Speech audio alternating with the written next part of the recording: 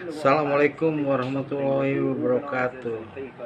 Ayo kita lihat video satu ini tentang bos Fifa yang mengatakan bahwa negara-negara Barat Munafik. Mungkin dari akibat dari kejadian-kejadian akhir-akhir ini, dari krisis Ukraina, lalu ke sepak bola, lalu soal kontroversi dari Qatar juga. Mari kita lihat videonya ya.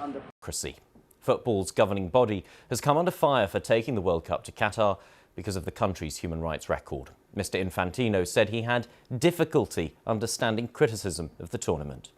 I'm proud to have this FIFA sign on my jacket.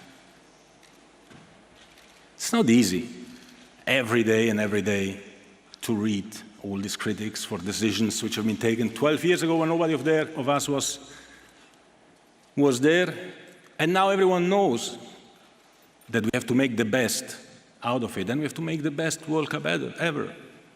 I think for what we Europeans have been doing in the last 3,000 years around the world, we should be apologizing for the next 3,000 years before starting to give moral lessons. Well, after his statement, our sports editor Dan Rowan challenged Mr. Infantino on some of his comments. You accuse some in the West, the critics, of being hypocritical. Isn't it hypocritical to, on the one hand, say that FIFA stands for equality and non-discrimination, while at the same time supporting an event in a country which has discriminatory laws? If you were to exclude all the countries who have discriminatory laws or other human rights problems, who are playing football only, maybe you and me, maybe. Because I don't know, I know that me, I don't discriminate, but you, I don't know, I hope not. So,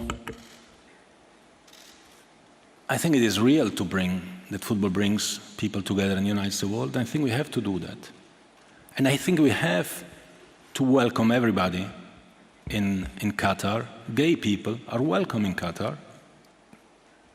And we need to engage. We don't need to provoke, we need to engage. We need to discuss how many gay people were prosecuted in Europe. Sorry.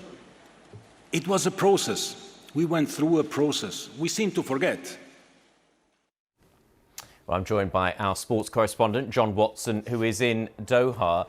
John, I suppose the idea is that they want to take attention away from the criticism and get it focused on the football. This press conference seems to be achieving the exact opposite. I think that's right, Ben. I think you just had to look at the way Gianni Infentino was holding himself there. He looked very cross, he looked very angry. He's obviously responding to the negative headlines, the negative coverage that has come FIFA's way ever since the awarding of this controversial World Cup to Qatar. But as you say, if he was hoping to take the spotlight away from some of those issues and put the focus onto the football, which, as we know, gets underway here tomorrow with the opening match, the host Qatar taking on Ecuador, well, then I think perhaps he's mistaken, isn't he? It's worth looking at some of the other comments that he said in that near hour-long monologue where, as I say, he did look frustrated, at times almost angry. He went on to say he's not gay, he's not a migrant worker, but he says he knows what it's like because he was bullied for having red hair. He's accused the Western media of hypocrisy in its reporting of the treatment of migrant workers. Remember, it's been reported that 6,500 migrant workers have died here in Qatar since the tournament was awarded some 12 years ago. Qatari authorities say that figure has been misrepresented because it doesn't directly attribute the numbers who died within that, who were working on World Cup related projects and related infrastructure projects in a country, let's not forget, where only 15% of the population are Qatari nationals. He himself as well, FIFA, have written a letter to member associations, teams competing in this World Cup, saying it's now time to focus on the football. The FA and the FA of Wales responded by saying simply human rights are for all. These issues, it appears, are not going to go away anytime soon. And as you say, if Gianni Infantino hoped that this press conference would draw a line on some of that and allow the football now to take centre stage, well, perhaps I think with these comments, he is very much mistaken. And John, there was also this issue of alcohol and whether fans will be able to drink alcohol. I don't know if you've had a chance to speak to people and what they make of I suppose the uncertainty around the rules, which I gather have now been clarified.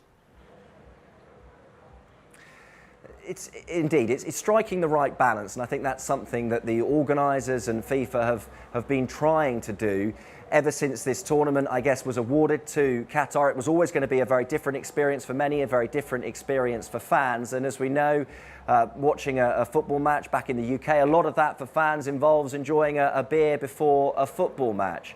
It was looking as though beer was going to be sold at all 8 of the World Cup venues, but yesterday FIFA rode back on that. Under pressure from the Qatari organisers. They'd already been asked to make the visibility of the beer kiosks less visible to fans going into the stadiums, and then they decided to issue that blanket ban on the sale of all alcohol at stadiums on match days, which will make it a different experience for many. But as we know, and the fans will be arriving here, do you necessarily need to enjoy alcohol, to have a beer, to enjoy the football? And let's not forget, this is being staged in an Islamic country for the very first time, where, as we know, drinking alcohol outdoors is against the law. And that was the balance that the Qatari organisers were going to have to try and make, as we know, with so many of these other issues at play. But it was just one part, wasn't it? One part of the spotlight that fell on this tournament, and how the organisers were going to deal with that. But yeah, that move will change the World Cup experience for those fans who are going to be coming here for this tournament. But it is one small part of a number of bigger issues which are really at play, Ben, in the lead up to this World Cup, one like no other. Indeed. John, thank you very much. John Watson there, our sports correspondent, live in Doha in Qatar. Halo, tolong di subscribe ya, dan share atau komen. Terima kasih ya sudah nonton.